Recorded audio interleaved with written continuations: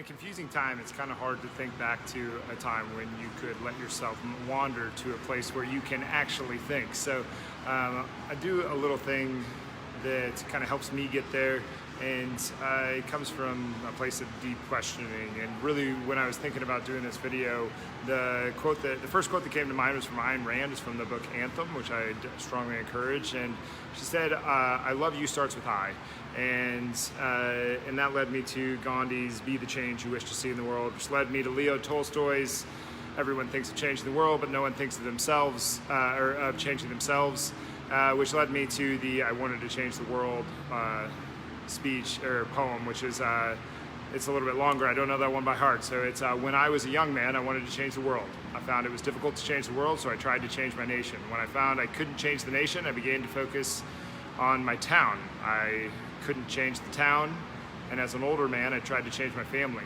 Now, as an old man, I realized the only thing I could change is myself. And suddenly I realized that if long ago I had changed myself, I could have made an impact on my family. My family and I could have made an impact on our town. Their impact could have changed the nation, and I could have indeed changed the world." So at Grit Gym, one of the things that we talk about a lot in all of our meetings, because we're in this game of trying to help people go from the place that they are to the place that they want to be. And so a lot of it comes down to coaching and how we get our message across to the person. And when coaches first start, it is always a little bit of a task for the older coaches to step in and talk about and influence them to put the onus on themselves. And I think when the world is kind of getting so kind of wild like it is right now and super confused, I think if there was ever a time to get selfish with your thoughts and to see the virtue in putting knowledge into your mind, because like how are you ever going to teach if you have not learned? How are you going to love if you can't love yourself? How are you going to be generous if you have not gotten?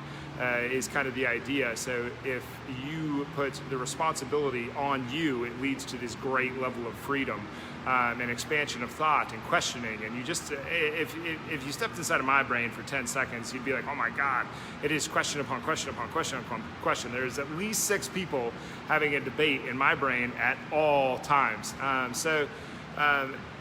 I have remained fairly silent around a lot of the stuff that's been going on, and to me, I just don't have a big enough ego to think that I should force my opinion upon others.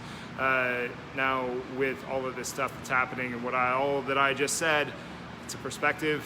You can do it with it what you wish, but it's kind of interesting to take that route of what could I do, and in my life for me, that would then influence the people around me, that would influence the people around them, that would influence the people around them, by taking responsibility and putting the onus on myself first. Anyway, just perspective. Put your comments down below.